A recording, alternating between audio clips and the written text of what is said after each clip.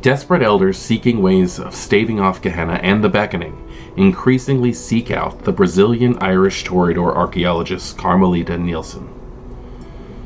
She unearths the past and interviews Kindred, chronicling a vast array of vampire history and conversations with vampires as old as 2 millennia. The Camarilla forbids her from archiving any of her findings electronically, so she has established several Neillson libraries in discrete locations. Her friendly manner, natural curiosity, and abilities as a polyglot make her a natural choice to debrief a Methuselah just awakening from torpor, investigate a ruined temple, or interpret a captured Sabbat scripture. Believing that art need not be in a frame or museum to be admired, Carmelita strongly feels the greatest art, one ignored by Kindred for so long, is the storytelling of their own kind. A gifted storyteller and writer, Carmelita's skills appeal to many Toreador who wish to break the pretty and talentless stereotype.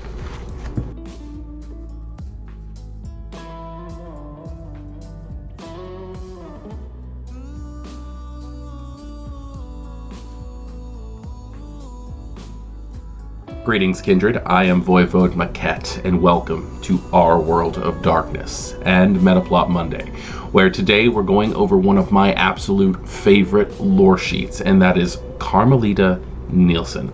She is like the female Toreador version of Beckett. She's an archaeologist, she's an adventuress, she's a chronicler, but she does seem to be a little bit more open-minded than our dear Gangrel friend.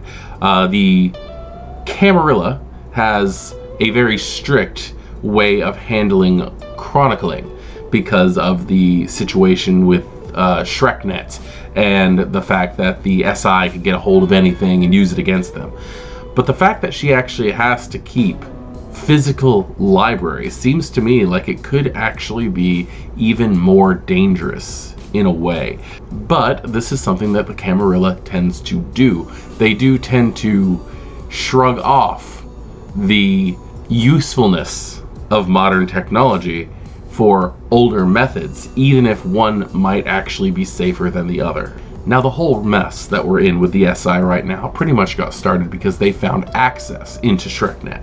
So I do kind of agree with the Camarilla on this one. But I don't know. Is there a better way of handling these things? Because a vampire library, a physical vampire library, seems like it might be just a ticking time bomb of information waiting to get into the wrong hands. But let's go ahead and take a look and see what Carmelita Neillson actually has to offer as a lore sheet. The art of the story. You and Carmelita share the belief that storytelling is one of the lost art forms. Whenever regaling other vampires with historic lore and tales of myth and legend, Toreador naturally gravitate to your words, regardless of your standing towards each other. Being able to get on the good side of Clan Toreador just simply by your storytelling efforts is an amazing gift. The Toreador have always been like the second in command of clans when it comes to Camarilla lifestyle, and they definitely do have top billing when it comes to Elysium efforts and things like that. So being able to get them to gravitate to you and listen to you, it becomes a game at that point of how you are going to get them to listen to what's important. Well, first you start with a story, and then you shed little bits of truth in there. This really is a merit, an advantage of manipulation towards the Clan of the Rose. The art of will. A specific objet d'art, or relic, entrusted to your safekeeping by Dr. Neillson, inspires and enthralls you. If you spend an hour meditating on this object and make a resolve plus academics test at a difficulty of 5 before resting for the day. You awaken with 1 extra willpower point. You can meditate on this once per session. This is probably not the most useful in my opinion, especially considering how you get willpower back in V5.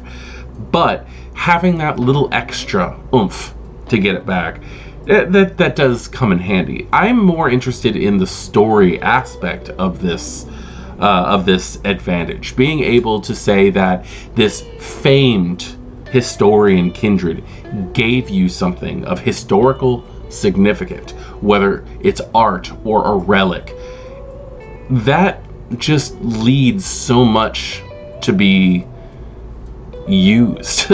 It really does. Being able to just hold on to that thing. I think I'm just more interested in the fact that power object fixation was one of my favorite flaws in the older systems, and this really does seem like power object fixation the way that it's written up. Neillson Library. Carmelita Neillson's small libraries dot the world in Camarilla domains, serving as havens of information used to prompt and support elder vampires' memories. You are the curator or warden of one of these libraries, which counts as a 2-dot haven with a 2-dot library. Other vampires and kindred historians meet there as well, which has both advantages and downsides.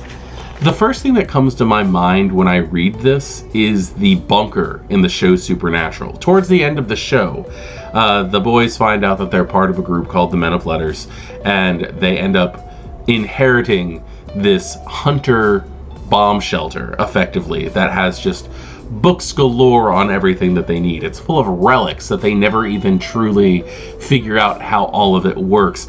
It also has sleeping quarters and a kitchen and facilities. It just really does seem like a kind of a same thing. Like you might want to build up inspiration using that as a way of saying this works. The second character that I ever made for Vampire the Masquerade 5th edition was a gangrel who took this because I wanted to be able to have ridiculous lore. I wanted to use this background to help explain why this character, who is technically an NPC since I was running the story, had access to exposition for my story. It made a lot of sense, and I thought this would work really well. But when I described it, I did describe the bunker from Supernatural, just because it works so darn well. Interview with the Methuselah. You have obtained a recording of Carmelita interviewing an impossibly old vampire who divulged secrets about one of the clans in your domain. Once per story, you can ask your storyteller to provide you with such a secret. Whether Carmelita knew of this recording and gave it to you, or someone made the recording in secret, the information in the interview gives you an advantage over the vampire in the clip and the clan discussed. Interestingly, the voice following Carmelita's at the end of the tape mentions further recordings. That is just such a teaser. It really is. The idea that there are multiple tapes out there, it really does seem like a refillable lore sheet point.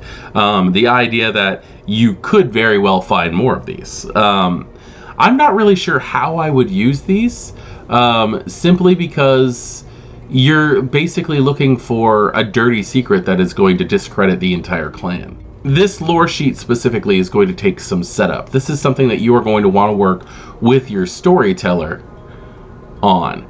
Now, the good thing about this is that the clan that you're talking about could very well be set up as some gem of Camarilla perfection in the city that you're in. But there's so many kindred of various clans who have had shady dealings, and they'd want to keep this in the dark. So regardless of what the standing is of the clan that you're trying to use this against, there's still no reason why you wouldn't be able to use it against them for one reason or the other. Ancestor's Tomb. Carmelita has entrusted you to guard the supposed resting place of one of your ancestors. As long as you keep it safe, you can call upon her for a major boon once per story. Should you fail to keep it safe, there will likely be other consequences. Ancestor's Tomb is one of those double-edged blade type of backgrounds, because the way that it's put here, I personally see that this is going to end up being one of the major story arcs, or at least speed bumps in a story in your chronicles. There's going to be somebody who's trying to get it. Perhaps a pack of Sabbat who want to diablerize this ancestor, or maybe your ancestor had a rival and they're trying to track them down and expose it to sunlight or something like that. There are so many different storylines you could have to put this in danger, but then there's also the temptation of the fact that you are keeping one of your ancestors safe. You could diablerize them if you want to. Now, who knows what these consequences could be? That's going to be up to the storyteller, but losing favor with Carmelita Neillson, who is a member of the Camarilla, could be one of those things. This could lead you down a road of political degradation. This could very well end up being the open window of opportunity to your failure, and it really depends on how you want to see it and how you want to manipulate it.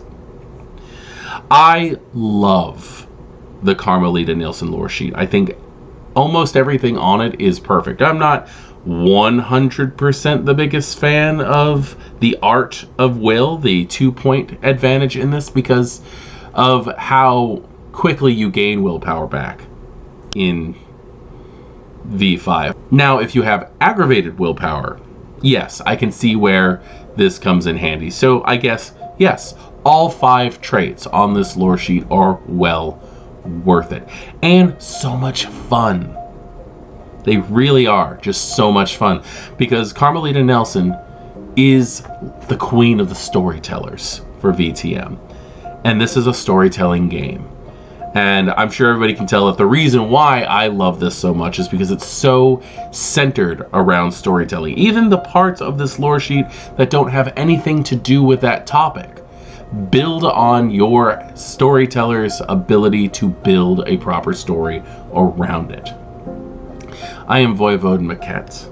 This is Our World of Darkness. Thank you for joining me on this Metaplot Monday and reviewing Carmelita Neillson's lore sheet. Good evening.